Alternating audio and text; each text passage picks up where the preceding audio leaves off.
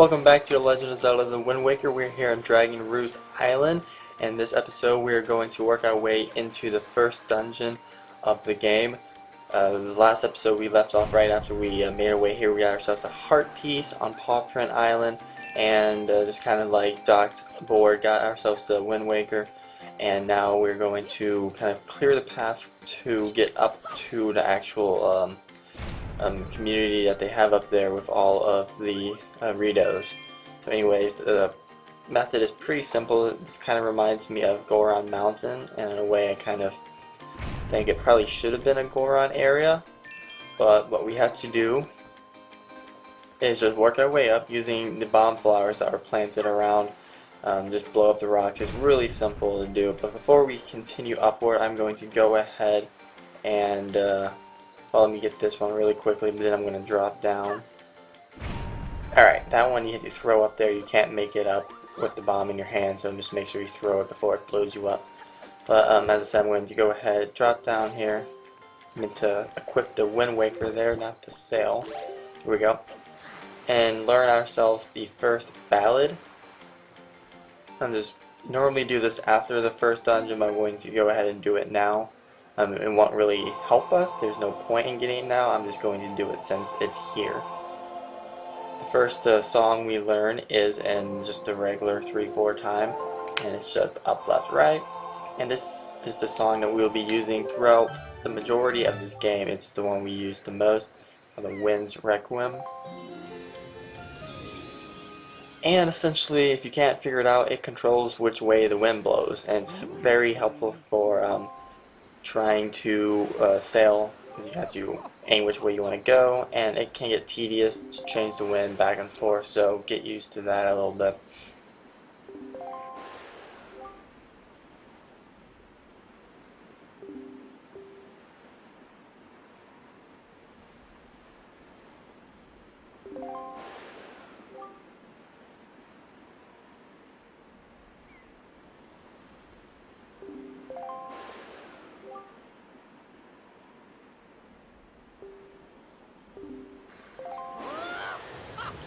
Alright, so later on in the game we will be dealing with his brother Cyclos, but that's for a time much later on in the game, so we'll get to that sometime in the future. For now, we're going to return back to what we were doing just a minute ago, and working our way up the mountain so we can go talk to the Ritos. And what we'll end up doing in this video is learning a little bit of the backstory to what is going on inside this first dungeon and why we need to go in there. This game kind of has a theme similar to Ocarina of Time, where we need to collect 3 figures based off of the goddesses, and like Ocarina of Time, we have to do stuff to help out the respective race that holds that figure. So we'll be learning a little bit more about that here momentarily. Now we're going to go ahead and keep going this way. If you remember way at the beginning of the game, when we were on our home island of the outset, we saw the mailman, who was it's this guy right here, one of the Ritos, and he is part of a group of people called the Ritos, and they essentially are bird people that evolved from the Zoras years and years ago. Now anyways, this is their home island, and it's just filled with a bunch of people like that. So this island has a lot of significance in this game, and we will be returning here quite frequently. There's not a whole lot that you can do on this island compared to some of the other ones like Outset and Windfall, but it still has a lot of importance, definitely main storyline wise, if not side quest wise. So, alright, he's gonna fly ahead, and we get to work our way up there without him, so let's just go ahead. Just go up the ramp. You guys might be able to hear my cat in the background being annoying today.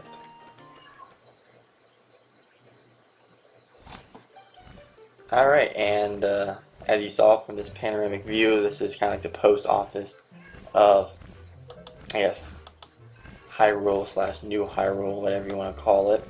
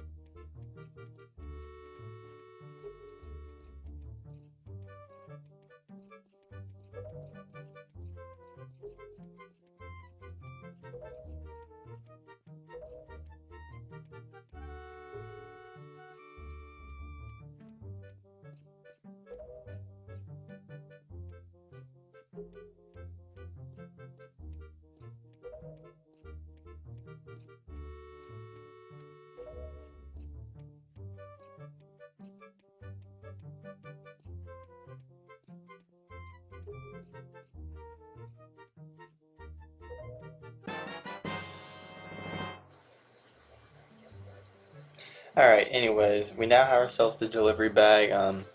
We'll be using it quite frequently throughout the game to deliver different items. For now, we're going to go look for Medley, who is a very important character to the Wind Waker. We'll learn more about her later on.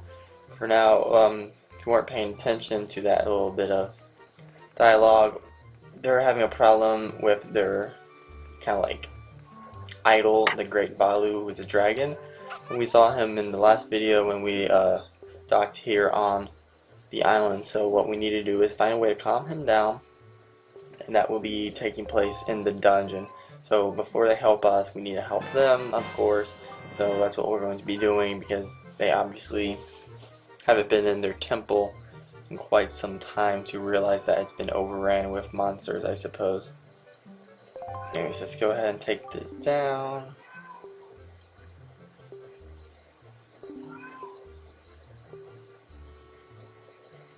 Isn't she cute? She's got a duck face. She is the leader of the duck faces. Anyways, just gonna go ahead, drop down. Prince Kamali is somewhere at one of these rooms. I don't remember which path he is at. Gonna go ahead and equip this.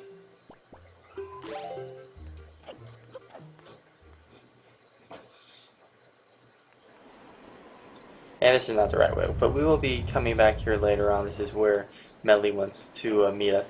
So let's go ahead and go back in here and go to the prince's room, which is over here. Alright. Down this long hallway. I don't see the point in this hallway.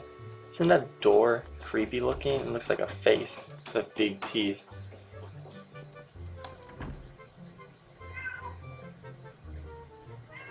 There he is. I'm just gonna be quiet again while he talks. A lot of this episode is talking. I don't want to interrupt, so plot points. Don't want to miss them.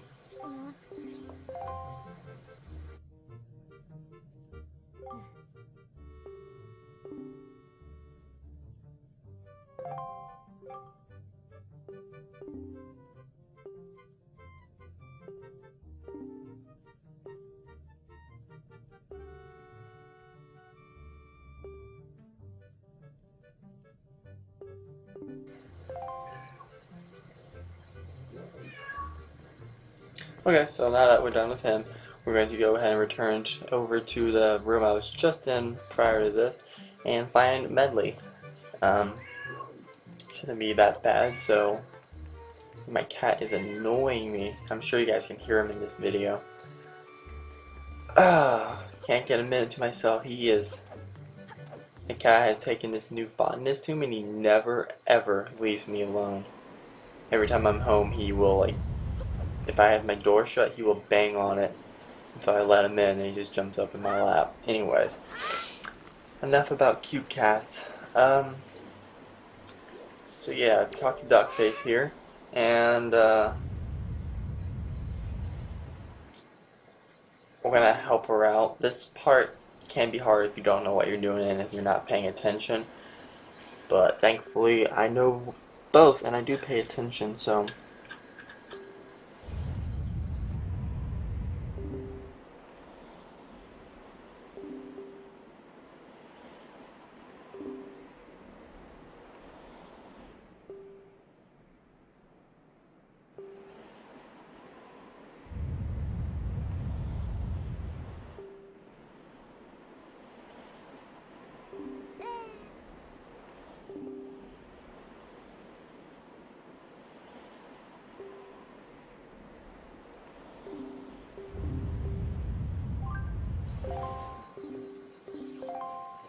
Alright, so we're going to pick her up. I mean, Link must be a lot stronger than he looks because she is the exact same height as him, essentially. At least from this shot, it looks like it.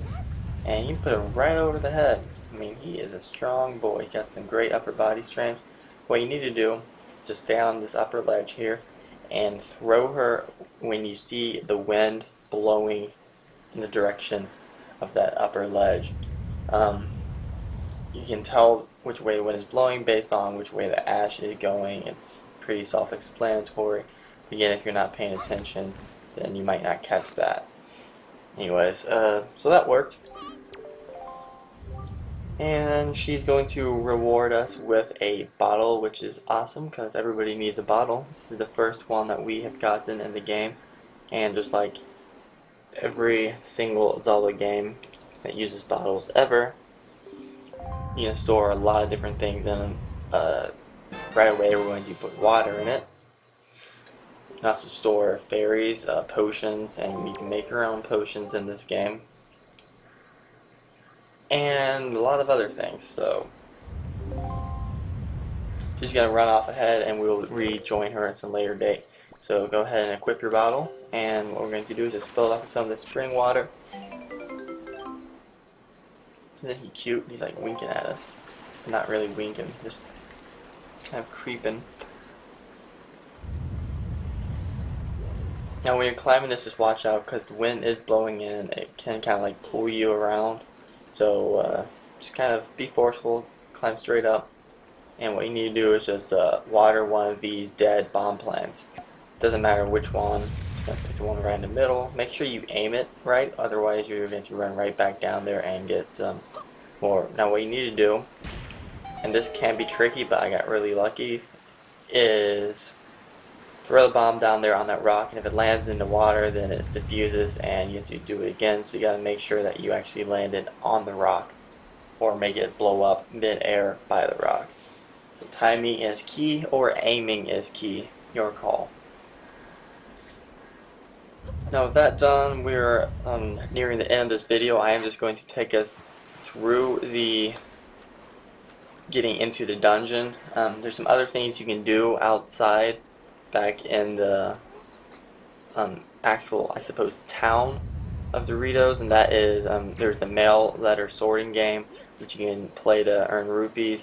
I didn't feel the need to show that off since all it is playing to get rupees.